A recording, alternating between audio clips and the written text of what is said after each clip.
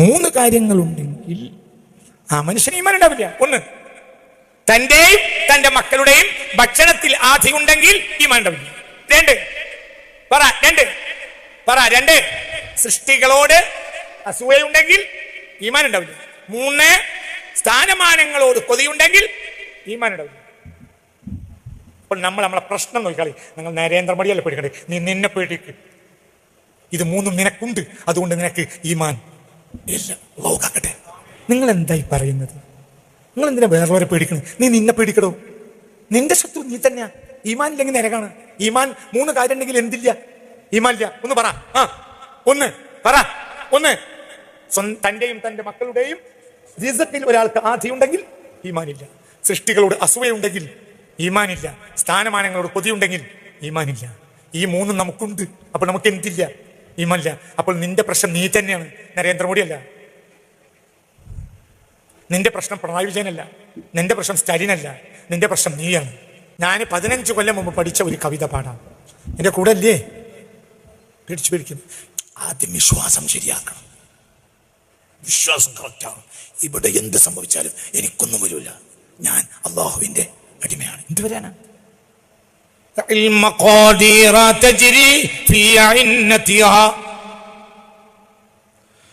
ولا تبيتن إلا خالي البال ما بين غمضة عين وانتباهتها يغير الله من حال إلى حال دع المقادير تجري في عينتها. ഇങ്ങോട്ട്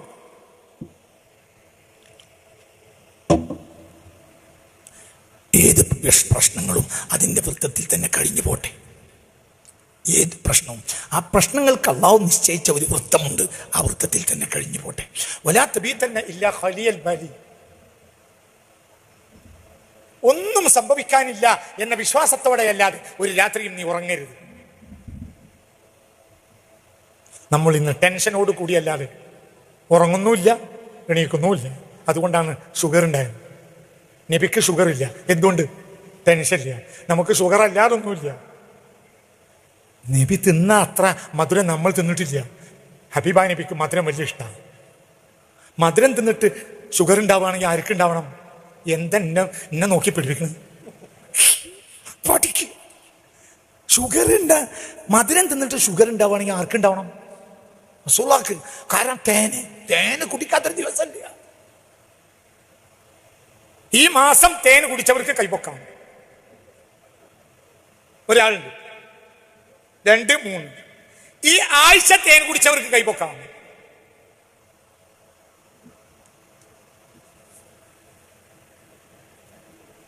ഞാനുണ്ട്.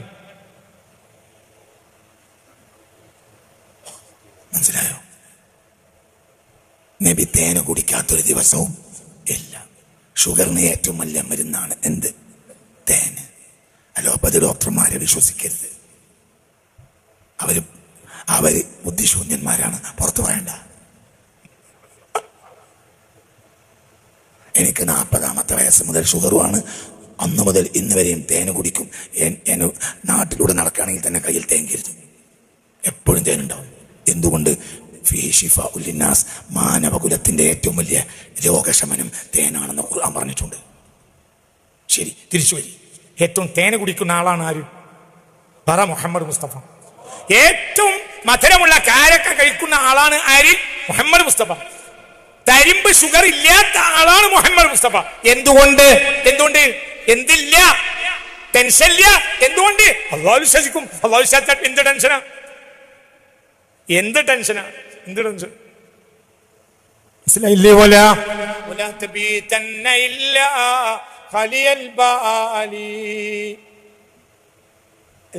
ഹൃദയം.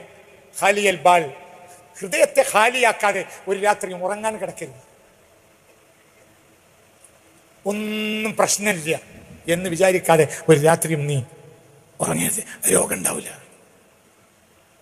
ഒന്നും പറ്റിയിട്ടില്ല. എൻ്റെ ബാപ്പ പറഞ്ഞെന്ന ഒരു കഥ പറയാം. ഈ കവിത തീർന്നിട്ടില്ല. എൻ്റെ മുമ്പിൽ ഒരു ബാപ്പ പറഞ്ഞെന്ന ഒരു കഥ പറയാം. ഒരാൾ മീൻ പിടിക്കാൻ പോയി. മീൻ പിടിച്ച് വൈകുന്നേരം വരെ മീൻ പിടിച്ചിട്ട് അയാൾക്ക് ഒരു മത്സ്യം കിട്ടി. അത് അയാളുടെ നാട്ടിലുള്ള അങ്ങാടിയിൽ വിൽപ്പനക്ക് കൊണ്ടുവന്ന് വെച്ചു. പാതിരാത്രി വരെ വിൽപ്പനക്ക് വെച്ച് ആരും അത് വാങ്ങിയില്ല. അപ്പോൾ അവസാനത്തെ കടയും അടച്ചു പോകുന്ന ഒരാൾ ഇയാളുടെ മുന്നിലൂടെ പോയപ്പോൾ ഇയാൾ പറഞ്ഞു, മനുഷ്യ, നീയെങ്കിലും ഇതൊന്ന് വാങ്ങി, എന്നിട്ട് ഇന്ന് എൻ്റെ കുട്ടികൾക്ക് കഴിക്കാനുള്ള അരി നിന്റെ കട തുറന്നു താ. അപ്പോൾ അന്ന് കഴിക്കാനുള്ള അരിക്ക് പകരമായി ആ മീനിനെ അയാൾ വാങ്ങി. എന്നിട്ട് അയാൾക്കും കുട്ടികൾക്കും ആ രാത്രി കഴിക്കാനുള്ള അരസേർ അരി മാത്രം ഇയാൾ കൊടുത്തു. നിങ്ങൾ എൻ്റെ കൂടെ ഇല്ലേ? മനസ്സിലാവണില്ലേ?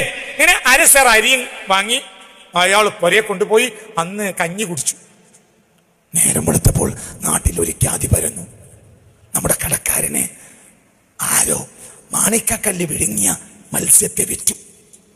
മാണിക്കക്കല്ല് കിട്ടി ഇയാൾക്ക്. ആർക്ക്? ഈ കടക്കാരന്. അയാളുടെ തലമുറക്ക് പരമ്പരകളോളം മുതലാളിമാരായി പാർക്കാനുള്ളത്, ജീവിക്കാനുള്ളത് ഈ മാണിക്കക്കല്ല് കൊണ്ട് കിട്ടും. ഇയാൾ നാട്ടുരാജാവിനെ കൊടുത്തപ്പോൾ തൻ്റെ അധികാര മണ്ഡലത്തിലെ വലിയൊരു ഭൂസ്വത്തും സമ്പത്തും ഈ പലചരക്ക് കടക്കാരന് ആര് കൊടുത്തു? രാജാവ് കൊടുത്തു. അപ്പോൾ ഇയാൾക്ക് ഭ്രാന്തായി. ആർക്ക്? മീൻ കച്ചവടക്കാരന്. മനസ്സിലായില്ല?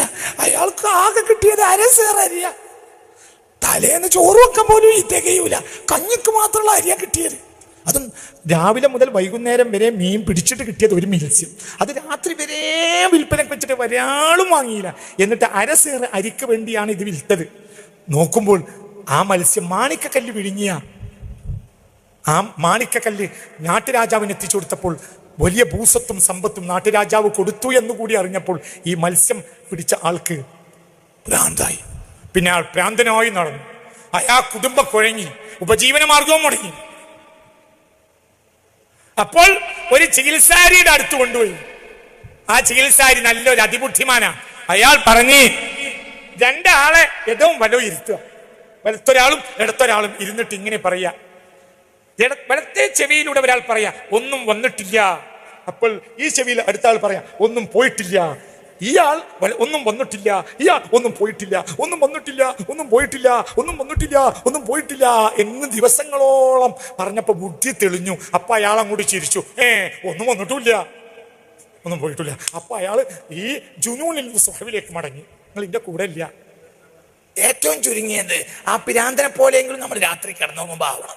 ഒന്നും വന്നിട്ടുമില്ല, ഒന്നും പോയിട്ടുമില്ല, ഒന്നും വരാനുമില്ല, ഒന്നും പോകാനുമില്ല. ആര് ഭരണാധികാരിയാൽ ഇരിക്കണ്ട. എന്റെ റബ്ബ് അടുത്ത കൊല്ലം ആരെങ്കിലും എന്നെ വെട്ടിക്കൊല്ലാനാണോ തീരുമാനം, അത് നടക്കും. എന്താ പ്രശ്നം? എന്റെ റബ്ബ് തക്തീറാക്കിയല്ലേ, എനിക്ക് ഷഹീദിന്റെ കൂലിയും കിട്ടും. എനിക്കെന്താ പ്രശ്നം? എന്നൊക്കെ പറഞ്ഞത് മനസ്സിലായോ? എന്തിനാണ് ഈ നെറ്റിമ്മൽ അടയാളം ഉണ്ടാക്കി നടക്കണത്? തലമ്മ കുറച്ച് അടയാളം ഉണ്ടാക്കി ഇവിടെ.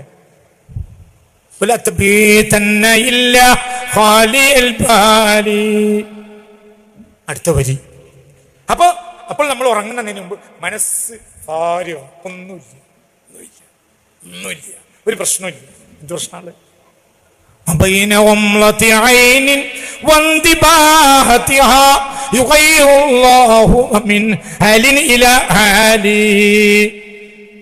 കണ്ണ് അടക്കുന്നതിന്റെയും തുറക്കുന്നതിന്റെയും ഇടയിൽ ഒരവസ്ഥയിൽ നിന്ന് അതിമനോഹരമായ മറ്റൊരവസ്ഥയിലേക്ക് എത്തിക്കാൻ ആർക്ക് കഴിയും?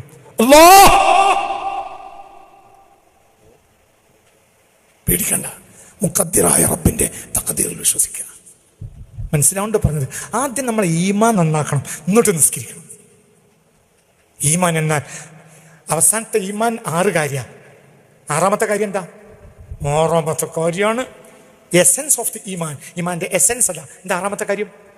വൽ ഖദ്രി ഖൈരിഹി വശർരിഹി മിനല്ലാഹി തആല. ഏത് ഖൈറും ഏത് ഷറും ആരിൽ നിന്ന് വരുന്നു? അല്ലാഹ്. എനിക്കെന്താ പ്രശ്നം? അതൊന്നും പേടിക്കരുത്. നമ്മുടെ ഹൃദയം ആർക്ക് കൊടുക്കണം? അല്ലാഹ്. അതെന്നെ. എന്നിട്ട് നിസ്കരിക്കണം, എന്നിട്ട് നോമ്പ് വെക്കണം. മനസ്സിലായോ പറഞ്ഞത്? വളരെ ചിന്തിക്കണം. ഞാൻ ഇന്ന് രാവിലത്തെ ക്ലാസ്സിൽ ബഹുമാനപ്പെട്ട യഹ്യ ഇബ്നു മുആദ് റളിയല്ലാഹു അൻഹുവിന്റെ ഒരു ധരണി എൻ്റെ സദസ്സിനെ വായിച്ച് കേൾപ്പിച്ചു. നിങ്ങൾ നല്ല ഉഷാറിലിരുന്നാൽ നിങ്ങളോട് പറഞ്ഞുതരാം. 3 കാര്യമുള്ളവർക്ക് ഈമാൻ ഉണ്ടാവില്ല. പറയട്ടെ, എന്താ വേണ്ടത്? ഈമാനല്ലേ വേണ്ടുള്ളൂ. അണിമണി തൂക്കം ഈമാനുള്ളവൻ നരകത്തിൽ നിന്നൊഴിവാണ്. അണുമണി തൂക്കം ഈമാൻ ഉണ്ടെങ്കിൽ നരകം ഉണ്ടാവില്ല. അല്ലേ? പറ കുട്ടിക്കാലം മുതലേ നമ്മളെ ഉസ്താദ്മാർ പഠിപ്പിച്ചതാണല്ലോ എന്ത്? അണുമണി തൂക്കം ഈമാനുള്ളവൻ നരകത്തിൽ നിന്ന് ഒഴിവാണ്. അള്ളാഹു നരകത്തിൽ നിന്ന് ഒഴിവാക്കി തരട്ടെ. അപ്പൊ നമ്മളെ ഹൃദയത്തിൽ എന്ത് വേണം? ഈമാൻ വേണം. 3 കാര്യം ഹൃദയത്തിലുള്ളവർക്ക് ഈമാൻ ഉണ്ടാവില്ല. ഒന്ന് പറയട്ടെ. 1, സ്വന്തം ഭക്ഷണത്തിൽ ആധി ഉണ്ടാവുക. ഞാനും എൻ്റെ കുട്ടികളും ഇനി എങ്ങനെ ജീവിക്കുക എന്ന ആധിയുള്ളവർക്ക് ഈമാൻ ഉണ്ടാവില്ല. കച്ചവടം കുറഞ്ഞു വന്നു. നമ്മളെ ജയിപ്പിക്കുന്ന കച്ചവടമല്ല.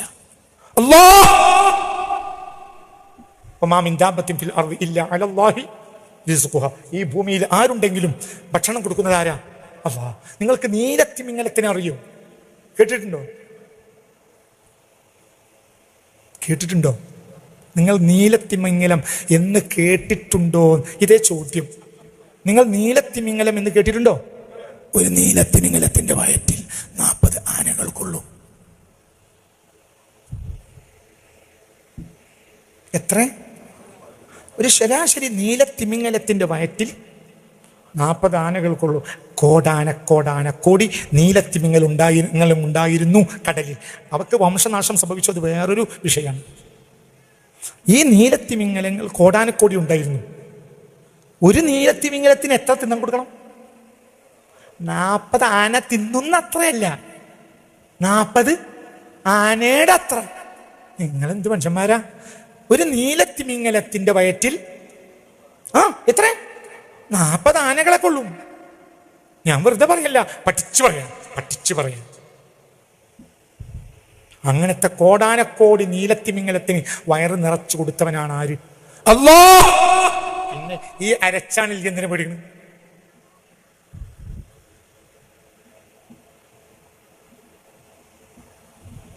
മനസ്സിലായോ? നീലത്തിമിംഗലത്തിന് ഫെഡറൽ ബാങ്കിൽ ബാങ്ക് ബാലൻസ് ഇല്ല, SBI അക്കൗണ്ട് ഇല്ല. ഉണ്ടോ? നീലത്തിമിംഗലെല്ലാം ഭക്ഷണം കഴിക്കാൻ കാരണം അവർക്കെല്ലാം നാഷണൽ ബാങ്കുകളിൽ വലിയ ഡെപ്പോസിറ്റുകൾ ഉണ്ടായിരുന്നത് കൊണ്ടാണ് അവകൾ ഭക്ഷണം കഴിച്ച് ജീവിച്ചത്. അങ്ങനെയാണോ? ഒന്ന് പറ മനുഷ്യ. അല്ല, കോടാനക്കോടി നീലത്തിമിംഗലങ്ങൾക്ക് ഒരു കെട്ടിയിരിപ്പ് സമ്പാദ്യവും ഇല്ലാതെ അനുദിനം ഭക്ഷണം കൊടുത്തവനാണ് ആര്? അല്ലാഹ്. ഇത്ര പോന്ന ഉറുമ്പിന് ഭക്ഷണം കൊടുത്തവനും ആരെന്നെയാ? പിന്നെ നീ എന്തിനാ പേടിക്കണം? ഒരാൾക്ക് തൻ്റെയും തൻ്റെ മക്കളുടെയും ഭക്ഷണത്തിൽ ആധി ഉണ്ടായാൽ അയാൾക്ക് ഈമാൻ ഉണ്ടാവില്ല. 2, ഹസദുൽ ഖൽഖി, സൃഷ്ടികളോട് അസൂയയുള്ളവർക്ക് ഈമാൻ ഉണ്ടാവില്ല. 3, ഹുബ്ബുൽ ജാഹി, സ്ഥാനത്തോട് പ്രേമമുള്ളവർക്ക്, സ്ഥാനമാനങ്ങൾക്ക് കൊതിയുള്ളവർക്ക് ഈമാൻ ഉണ്ടാവില്ല. 3 കാര്യമുണ്ടെങ്കിൽ ഈമാൻ ഉണ്ടാവില്ല. ഒന്നും കൂടി പറയട്ടെ, മനസ്സിലാവുണ്ട് പറഞ്ഞത്?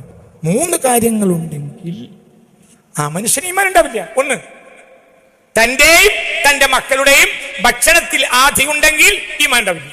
2, പറ 2, സൃഷ്ടികളോട് അസൂയയുണ്ടെങ്കിൽ ഈമാൻ ഉണ്ടാവില്ല. 3, സ്ഥാനമാനങ്ങളോട് കൊതിയുണ്ടെങ്കിൽ ഈമാൻ ഉണ്ടാവില്ല. അപ്പോൾ നമ്മളെ പ്രശ്നം നോക്കിക്കളി. നിങ്ങൾ നരേന്ദ്രമോദിയല്ലേ പേടിക്കണ്ടേ? നീ നിന്നെ പേടിക്ക്. ഇത് 3 നിനക്കുണ്ട്, അതുകൊണ്ട് നിനക്ക് ഈമാൻ ഇല്ല. ലോകാക്കട്ടെ. നിങ്ങൾ എന്തായി പറയുന്നത്? നിങ്ങൾ എന്തിനാ വേറുള്ളവരെ പേടിക്കണത്? നീ നിന്നെ പേടിക്കടോ.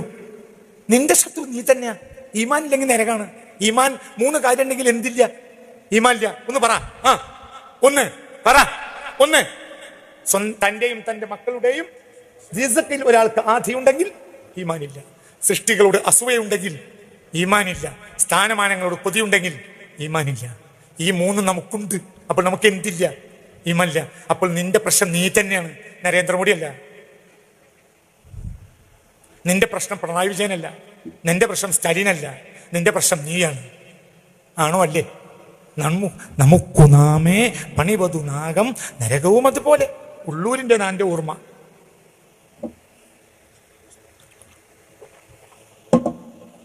ഉള്ളൂരിൻ്റെതാണ് എൻ്റെ ഓർമ്മ. അമിക്കുകിലുയരാം, നടുകിൽ തിന്നാം, നൽകുകിൽ നേടിയിടാം, നമുക്കുന്നാമേ പണിവടുനാകും നരകവും അതുപോലെ. 1990 ഞാൻ ഈ കവിത പഠിച്ചത്. 34 കൊല്ലങ്ങൾക്ക് മുമ്പ്. നമിക്കുകയിൽ ഉയരാം, നടുകിൽ തിന്നാം, നൽകുകിൽ നേടിയിടാം. നമുക്കു നാമേ പണി ഒടുനാകം, നരകവും അതുപോലെ. നിന്റെ സ്വർഗവും നരകവും നീ തന്നെയാണ് പണിയുന്നത്.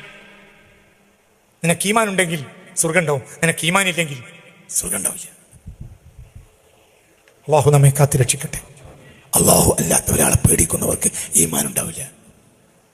തൊട്ടുപുറത്ത് പേജിലുണ്ട്, അള്ളാഹു അല്ലാത്ത ഒരാളെ പേടിച്ചാൽ ഈമാൻ ഉണ്ടാവില്ല. നമുക്ക് എല്ലാവരും പേടിയുണ്ട്, ആരെ മാത്രം പേടില്ല? അള്ളാനെ പേടില്ല. നിങ്ങളിപ്പോ ചെല്ലിയ ബെയ്ത്തിന് ഒരു അർത്ഥം വെച്ചൂടെ? നിങ്ങളിപ്പോ ഒരു ബെയ്ത്തി അല്ലല്ലോ 10 മിനിറ്റ് മുമ്പ്. ഹസ്ബി റബ്ബി ജല്ലല്ലാഹ്.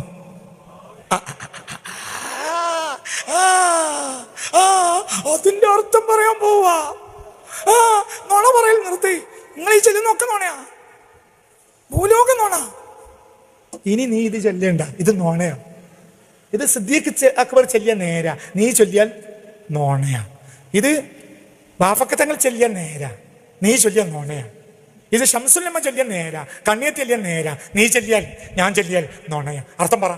ഹസ്ബി റബ്ബി ജല്ലല്ലാഹ്. എനിക്ക് ആരും വേണ്ട, എനിക്ക് UDF വേണ്ട, LDF വേണ്ട, എനിക്ക് ഹസ്ബി റബ്ബി, എനിക്ക് എന്റെ റബ്ബ് മതിയോ. നമുക്കാരും മതിയാവില്ല. UDF മതിയോ, LDF മതിയോ? ജല്ലല്ലാഹ്, അവൻ ഏറ്റവും ഉന്നതനാണ്. പിന്നെ അടുത്ത വാക്കെന്താ? മാഫിയ കൽബി വൈറുള്ള. എന്റെ ഹൃദയത്തിൽ അള്ളാഹു അല്ലാത്ത ഒരാളും ഇല്ല. നിന്റെ ഹൃദയത്തിൽ അള്ളാഹു അല്ലാത്തവരെല്ലാം ഉണ്ട്. അതില്ല, അല്ലാഹില്ല. നോണ, പമ്പല നോണ. നല്ല വെള്ളത്താടി വെച്ച് ചെല്ലുന്ന വെള്ളത്താടിക്കാരൻ നുണയൻ, കറുത്ത താടി വെച്ച് ചെല്ലുന്ന കറുത്ത താടിക്കാരൻ നുണയൻ. എന്ത് എന്നെ പഠിപ്പിക്കണം? ഇതിനർത്ഥം വെക്കടും. Mafia കൽബി വൈറുല്ലാഹ്, mafia കൽബി വൈറുല്ലാഹ്. എന്റെ കൽബിൽ അള്ളാഹു അല്ലാത്ത ഒരാളും ഇല്ല. എന്റെ കൽബിൽ ആകെ ഉള്ളത്, എന്റെ കൽബിൽ നരേന്ദ്രമോദി ഉണ്ട്, അമിത് ഷാ ഉണ്ട്, പിന്നെന്താ UP മുഖ്യമന്ത്രിയുടെ പേരെന്താ? യോഗി ആദിത്യനാഥ് ഉണ്ട്, പിണറായി വിജയനുണ്ട്, കുഞ്ഞാലിക്കുട്ടിയുണ്ട്, പിന്നെന്താ മറ്റേ നിങ്ങളെ നാട്ടുകാരനെ പറ്റി പറയാം രമേശ് ചെന്നിത്തല ഉണ്ട്, പിന്നെന്താ മറ്റേ പറയാ സതീശനുണ്ട്. എല്ലാരും ഉണ്ട്, ആരില്ല? അല്ലാഹില്ല. നോണ, ഭൂലോക നോണ, പച്ച നോണ. ഇതിനാണത് ചൊല്ലി നടക്കുന്നത്. എന്തിനാണ് ഈ നോണ ചെല്ലുന്നത്? നിങ്ങൾ ഇന്നെ നോക്കി പീഡിപ്പിക്കുക എന്തിനാ? നിങ്ങൾ തോന്നുന്നുണ്ടോ ഞാൻ പീഡിക്കും നിങ്ങൾ നോക്കിയാല്?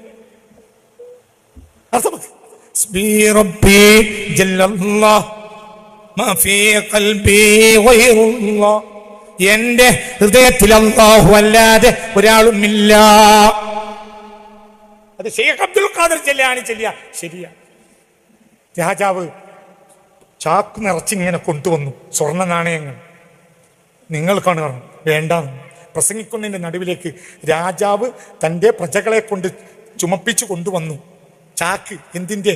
സ്വർണ്ണ കട്ടികളുടെ ചാക്കുകൾ കൊണ്ടുവന്നു. വേണ്ടെന്ന് പിന്നെ പറഞ്ഞു, അങ്ങേ എടുക്കണം, അങ്ങേക്ക് വേണ്ടിയാണ്. വേണ്ട. പലതവണ വേണ്ടെന്ന് പറഞ്ഞപ്പോഴും രാജാവ് മതിയാക്കിയില്ല. അപ്പോൾ ശൈഖ് അബ്ദുൽ ഖാദർ ജിലാനി തങ്ങൾക്ക് ദേഷ്യം വന്നു. അദ്ദേഹം പ്രസംഗം നിർത്തിയിട്ട് പീഠത്തിൽ നിന്ന് എണീച്ചു.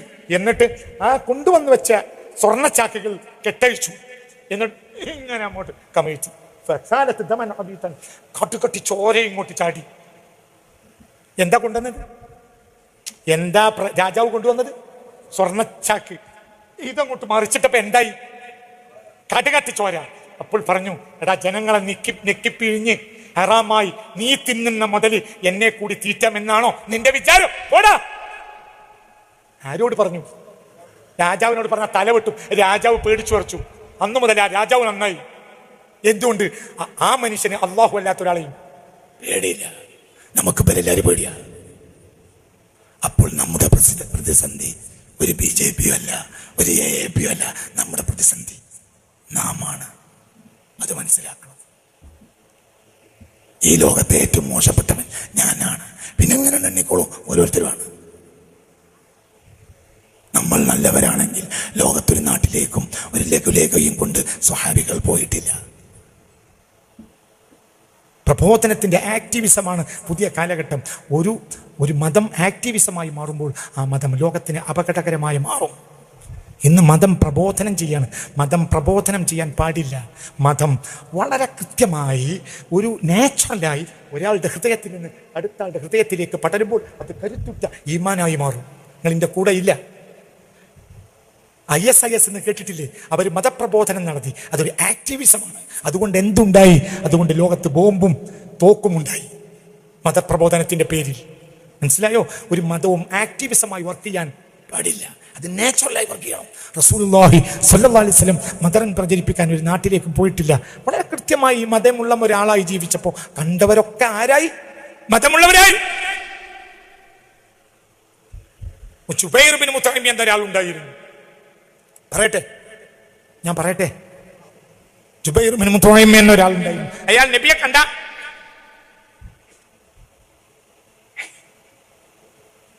നബി പറയുന്നത് കേൾക്കാതിരിക്കാൻ വേണ്ടി ഒരിക്കൽ അയാൾ മത്താഫിലേക്ക് വരുമ്പോൾ നബി നിസ്കരിക്കുക, ഖുർആൻ ഓതുക. അത് അയാൾ കേട്ടുപോയി. അപ്പോൾ അയാൾക്ക് കൈ പൊക്കാൻ കഴിഞ്ഞില്ല.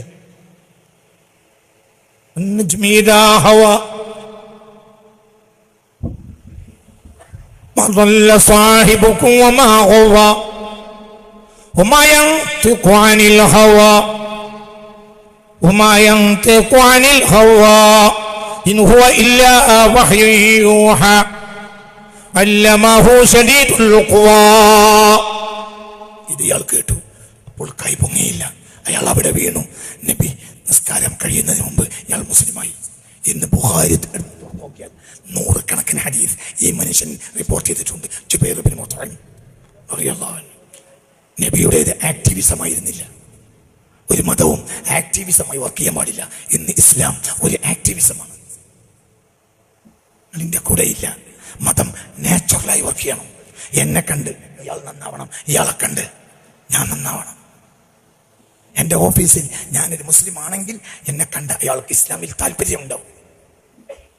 അതേ സമയത്ത് എന്നെ കണ്ടാൽ ആ ഓഫീസിലുള്ളവർക്ക് നിന്ദ്യത തോന്നും. എന്തിനെ കുറിച്ച്? ഇസ്ലാമിനെ കുറിച്ച്. എൻ്റെ വീട്ടിൻ്റെ മുന്നിൽ ഒരു പീഡിക മുറി എടുക്കേണ്ടി വന്നപ്പോൾ അവിടെ ഒരു ഇലക്ട്രിക് പോസ്റ്റ് മാറ്റി സ്ഥാപിക്കേണ്ട ഒരു ആവശ്യം വന്നു. 20 കൊല്ലം മുമ്പ് അന്ന് ബാപ്പ ഇലക്ട്രിസിറ്റി ബോർഡിൽ KCB പോയി അപേക്ഷ കൊടുത്തു. അങ്ങനെ അപേക്ഷക്ക് പരിശോധിക്കാൻ വേണ്ടി വന്ന ഒരു ഇലക്ട്രിസിറ്റി ബോർഡ് ഓഫീസർ, അദ്ദേഹത്തിൻ്റെ പേര് ഉണ്ണികൃഷ്ണൻ എന്നാണ് എൻ്റെ ഓർമ്മ. അയാൾ വന്ന് പരിശോധിച്ച് അങ്ങനെ ഇലക്ട്രിക് പോസ്റ്റ് മാറ്റി കൊടുക്കാമെന്ന് ബാപ്പയോട് സമ്മതിച്ചു. അപ്പോൾ ബാപ്പ ഒരു മഴയുള്ള ഒരു സമയമാണ്. ഒരു ചായക്കും ഒരു കടിക്കും വേണ്ടി ഒരു ചെറിയ പൈസ എടുത്ത് ഒരു ചായയും കടിയും നിങ്ങൾ പോകുമ്പോൾ കഴിക്കുമെന്ന് പറഞ്ഞിട്ട് അയാൾക്ക് കൊടുത്തു. അയാൾ വാങ്ങിയില്ല. അയാൾ പറഞ്ഞു, ആചാര്യ ഞങ്ങൾക്ക് ആവശ്യത്തിന് ശമ്പളമുണ്ട്, പിന്നെ എന്തിനാ? പിന്നെ മഴ പെയ്തപ്പോൾ ഇയാളെ കയ്യിൽ കൊടയില്ല. അപ്പൊ ഈ ഉണ്ണികൃഷ്ണനോട് ബാപ്പ പറഞ്ഞു, എന്നാൽ ഞാനൊരു കൊട തരാം, നിങ്ങൾ കൊണ്ടുപോയിക്കോളൂ. അപ്പൊ അയാൾ പറഞ്ഞു, കൊട വേണ്ട, ഞാൻ കൊട എനിക്കുണ്ട്, പിന്നെ എന്തിനാ കൊട? നിങ്ങൾ നിർബന്ധിച്ച് തന്നാൽ നാളെ ഞാൻ തിരിച്ചു വരുമ്പോ വാങ്ങിയേക്കണം, എന്നാ കൊട ഞാൻ വാങ്ങാൻ തയ്യാറാണ്. അങ്ങനെ അയാൾ കൊടയും കൊണ്ടുപോയി. പിറ്റേന്ന് കൊടയും കൊണ്ടുപോയി. അങ്ങനെ അതിന്റെ കടലാസൊക്കെ ക്ലിയറാക്കി കൊടുത്തു. എന്നിട്ട് അയാൾ പറഞ്ഞു, ആചാര്യ ഒന്നും വേണ്ട, പക്ഷെ ഓഫീസിലുള്ളത് അബ്ദുൽ അസീസാണെന്ന് നിങ്ങൾക്കറിയാലോ, അയാളെ നിങ്ങളൊന്ന് കാര്യമായിട്ട് കാണേണ്ടി വരും.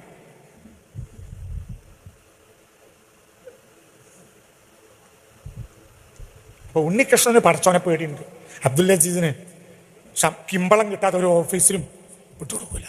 നാട്ടിലെ മഹലിലെ ഏറ്റവും വലിയ മഹാനായ നേതാവിന് ഒപ്പിട്ട് കൊടുക്കണമെങ്കിൽ അബ്ദുൽ അസീസിന് ഇങ്ങനെ കൊണ്ടേ കൊടുക്കണം. ഈ അബ്ദുൽ അസീസിനെ കണ്ടിട്ട് ആരും ഇസ്ലാമിനെ മനസ്സിലാക്കാനാ? ആണോ അല്ലേ? നിങ്ങളെന്തിനാ എന്നെ നോക്കി പിടിപ്പിക്കുന്നത്? അപ്പോൾ ഇസ്ലാമിന്റെ ശത്രു കൈക്കൂലി വാങ്ങുന്ന നീയാണ്. ആണോ അല്ലേ? ഉമർ ബിൻ ഖത്താബ് റളിയല്ലാഹു അൻഹു സക്കാത്തിന്റെ സൈത്ത് കിട്ടി, എണ്ണ, അതിങ്ങനെ ഓഹരി ചെയ്ത് കൊടുത്തപ്പോൾ മകനെ ഉപയോഗപ്പെടുത്തി. അങ്ങനെ ഓഹരി ചെയ്ത് കൊടുത്തു കഴിഞ്ഞു. എന്ത്?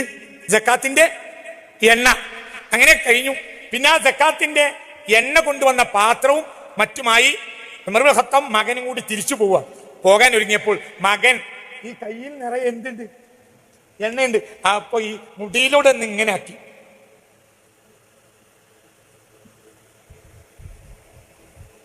അപ്പൊ ഒറ്റപ്പിടുത്തം പിടിച്ചു മകന്. നേരെ ബാർബർ അടുത്തേക്ക് കൊണ്ടുപോയി.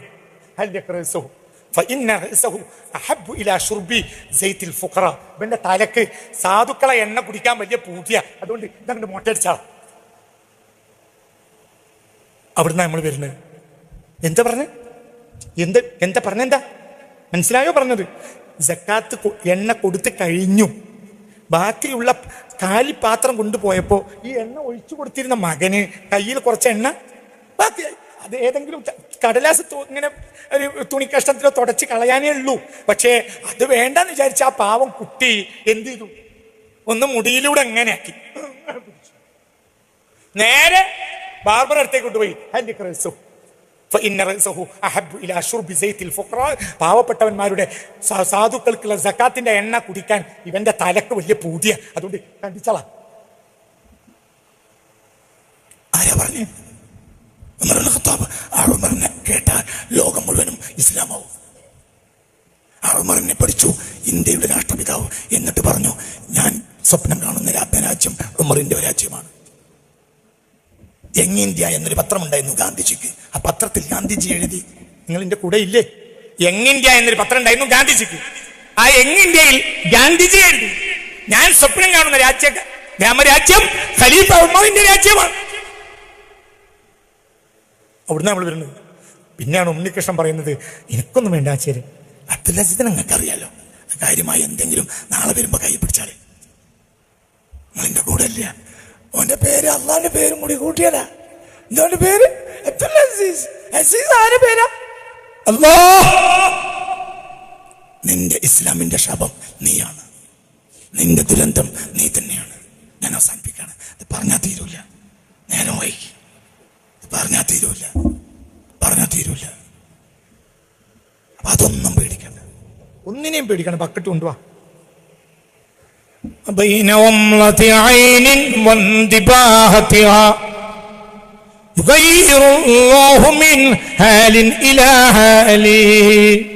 എല്ലാം മാറ്റിമറിക്കാൻ അള്ളാഹുവിന് കഴിയും. ഇന്നല്ലദീന ഖാലു റബ്ബുന അല്ലാഹു സുമ്മ ഇസ്തഖാമു. ചൊവ്വായി ജീവിക്കുക. എന്റെ റബ്ബ് അല്ലാഹുവാണ്. അർത്ഥം വെക്ക്. ഇന്നല്ലദീന ഒരു വിഭാഗം ആളുകൾ ഖാലു, അവർ പറഞ്ഞു റബ്ബുനല്ലാഹ്, എന്റെ റബ്ബ് എന്ന വാക്കിന്റെ അർത്ഥം എന്റെ സംരക്ഷകൻ. ഒരു പ്രധാനമന്ത്രിയല്ല, എന്റെ സംരക്ഷകൻ അല്ലാഹുവാണ്. സുമ്മ ഇസ്തഖാമു, പിന്നെ അങ്ങനെ തന്നെ അവർ ജീവിച്ചു. തതനസ്സലു അലൈഹിമുൽ മലായിക, അവരുള്ളിടത്തേക്ക് മലക്കുകൾ ഇറങ്ങും. അല്ലാഹു തൗഫീഖ് തരട്ടെ.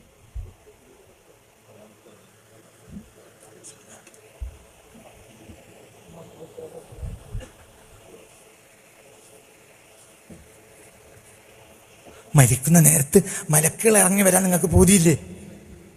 ഒന്ന് പറ. മരിക്കുന്ന നേരത്ത് മലക്കുകൾ ഇറങ്ങി വരാൻ പൂതിയുണ്ടാ? ഉണ്ടെങ്കിൽ ഞാൻ വഴി പറഞ്ഞുതരാം. എനിക്കും നിങ്ങൾക്കും. നമ്മളെ അള്ളാഹു നന്നാക്കട്ടെ. എന്താ മാർഗം? ഇന്നല്ലദീന ഖാലു റബ്ബുനല്ലാഹ്, എന്റെ റബ്ബ് ആരാന്ന് പറയണം. അല്ലാഹ്. എന്റെ റബ്ബിന്റെ അർത്ഥം എന്റെ ഗാർഡിയൻ, എന്റെ സംരക്ഷകൻ ആരാണ്? അല്ലാഹ്. സുമ്മ ഇസ്തഖാമു, പിന്നെ അങ്ങനെ തന്നെ ജീവിക്കുക. ഒരാളെ പേടിക്കരുത്. ആരെ മാത്രം? അല്ലാഹ്.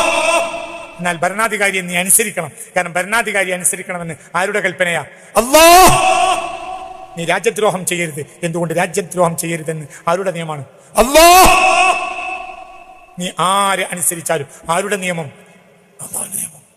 നീ ഭക്ഷണത്തിൽ ഉരുള ഉരുട്ടി, എന്നിട്ട് നിന്റെ ഭാര്യയുടെ വായിലേക്ക് ഒരു ഉരുള വെച്ചു കൊടുത്തപ്പോൾ അവൾക്ക് സന്തോഷമായി. അത് നിനക്ക് പരലോകത്ത് രക്ഷപ്പെടാനുള്ള സ്വതക്കയാണെന്ന് മുഹമ്മദ് മുസ്തഫ. എന്തുകൊണ്ട് നീ അവളുടെ വായിലേക്ക് ഒരു ഉരുള വെച്ചു കൊടുത്തു? അവളെ സന്തോഷിപ്പിക്കുന്നത് അള്ളാഹുവിന് ഇഷ്ടം അല്ലേ? നിന്റെ സംരക്ഷകൻ ആരാ? അല്ലാഹ്.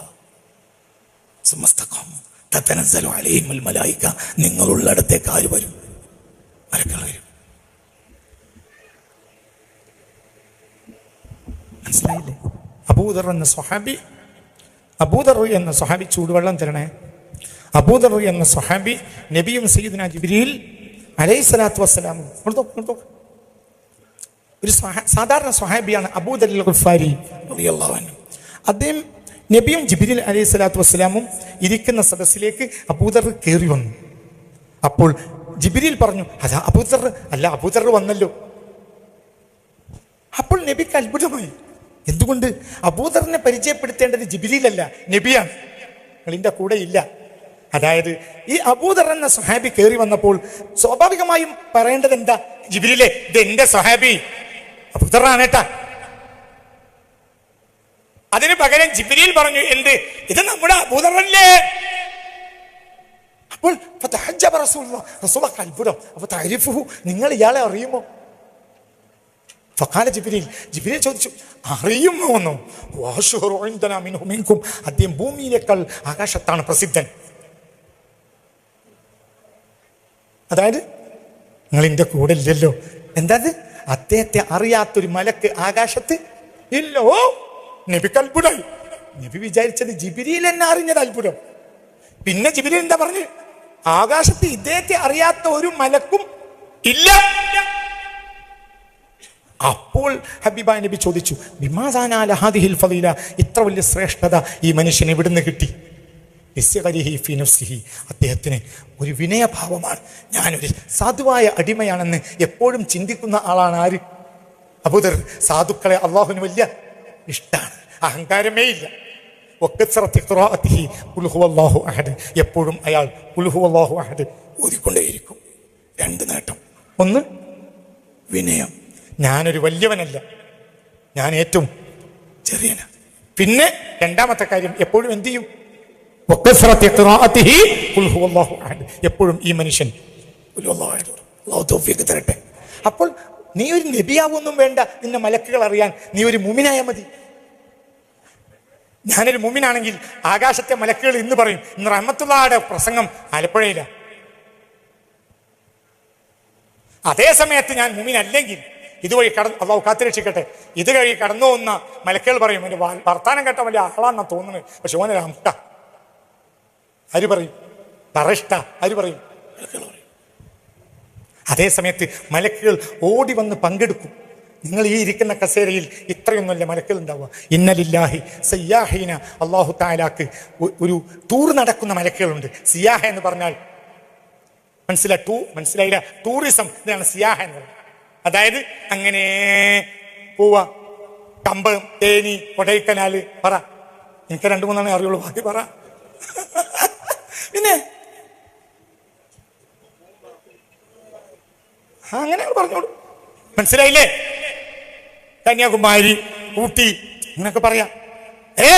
വലിയ ടൂറിസ്റ്റാണ്. ഓ, അള്ളാഹുവിന് ടൂറിസ്റ്റുകളായ മലക്കുകളുണ്ട്. അവര് ആരാ മലക്കുകൾ എന്നറിയോ? എവിടെ അള്ളാഹുവിനെ പറ്റി പറയുന്നുണ്ടെങ്കിൽ, അത് ആത്മാർത്ഥമായി പറയുന്ന വാക്കാണെങ്കിൽ അവിടെ ആരുണ്ടാവും? ഇന്ന് ഞാൻ ഇഖ്ലാസോടുകൂടെയാണ് ഈ പ്രസംഗം നടത്തുന്നതെങ്കിൽ 10,000 മലക്കുകൾ ഇവിടെ ഉണ്ടോ? കാരണം ഇന്ന് പറഞ്ഞത് ആരെ പറ്റിയാ? അല്ലാഹ്. നീ ആരെയും പേടിക്കണ്ട. ആരെ മാത്രം? അല്ലാഹ്. എന്തിനു പേടിക്കണം? നീ എന്ത് പേടി? നമുക്കാര് മതിയാവും? തതനസ്സലു അലൈഹിമുൽ മലായിക, അവർ എവിടെയുണ്ടെങ്കിലും അവിടെ ആര് വരും? മലക്കുകൾ വരും. ഋതുമതികളായ പെണ്ണുങ്ങളെ പഴയകാലത്തെ സ്വാലിഹ്യങ്ങൾ മരണസമയത്ത് മാറി നിൽക്കാൻ വേണ്ടി പറയും. കാരണം ഋതുമതികളായ പെണ്ണുങ്ങൾ ഉണ്ടാകുമ്പോൾ മലക്കുകൾക്ക് ചെറിയ പ്രയാസം ഉണ്ടാവും. നിങ്ങൾ എൻ്റെ കൂടെ ഇല്ല, മനസ്സിലായില്ല? പീരിയഡ്സിൻ്റെ സമയത്ത് സ്ത്രീകൾ ഒരു മരണത്തിൻ്റെ ഒരു ഘട്ടത്തിൽ ഉണ്ടാകരുത്. കാരണം മനസ്സിലായില്ലേ? നജസ്സുള്ള സ്ഥലത്തേക്ക്, മനസ്സിലാവുണ്ട് പറഞ്ഞത്. അത്ര മലക്കുകൾക്ക് വരുമ്പോൾ ഒരു മടിയാണ്. അപ്പൊ പഴയ കാലത്തെ സ്വാലിഹ്യങ്ങൾ മരണസമയത്ത് എന്ത് ചെയ്യും? മക്കളോട് വരെ പറയും, നിങ്ങൾക്ക് ഹൈറുണ്ടെങ്കിൽ മാറി നിൽക്കണം.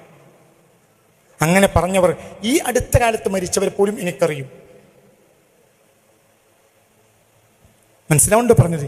ഏഴിമല മുത്തുതങ്ങൾ എന്നൊരാളുണ്ടായിരുന്നു. അങ്ങനെ ഒരുപാട് ആളുകളെ എനിക്കറിയാം, വേറെയും.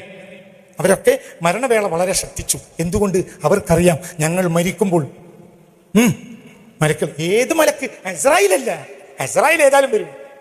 റഹ്മത്തിന്റെ മലക്കുകൾ, അവർ വന്നാൽ അവിടെ സുഗന്ധപൂരിതമാവും. മനസ്സിലാവുണ്ട് പറഞ്ഞ് ഞാൻ അവസാനിപ്പിക്കുകയാണ്. ചിന്തിക്കണം. ഇന്നല്ലദീന ഖാലു റബ്ബുനല്ലാഹു സുമ്മ ഇസ്തഖാമു തതനസ്സലു അലൈഹിമുൽ മലായിക. നീ മരിച്ചാൽ, നീ ഏത് റോട്ടിൽ കിടന്ന് മരിച്ചാലും നിന്നെ വാരിയെടുക്കാൻ ആരുണ്ടാവും? മലക്കുകളുണ്ടാവും. അവിടെ ഒരാൾ കൈവെക്കുമെങ്കിൽ 10 മലക്കുകൾ കൈവെക്കും. കാരണം അവരുടെ ആളാ. നീ ആരാ? മുഅ്മിന. അതുകൊണ്ട് നീ ഒന്നും ആകാൻ നോക്കല്ലേ വേണ്ടത്, നീ മുഅ്മിനാകാൻ നോക്ക്. നീ UDF ആയതുകൊണ്ട് രക്ഷപ്പെടാനും പോകുന്നില്ല, നീ LDF ആയതുകൊണ്ട് പരാജയപ്പെടാനും പോകുന്നില്ല. അതൊക്കെ പൊളിറ്റിക്കൽ വിഷയങ്ങൾ മാത്രമാണ്. നീ ആരാഗ്?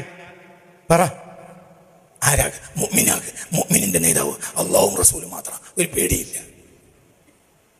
മനസ്സിലാവുണ്ട് പറഞ്ഞു. അള്ളാഹു നമുക്ക് തൗഫീഖ് തരട്ടെ. അള്ളാഹു അവന്റെ സ്വാലിഹ്യങ്ങളിലും മുത്തഖീങ്ങളിലും അള്ളാഹു നമ്മെ ചേർക്കട്ടെ.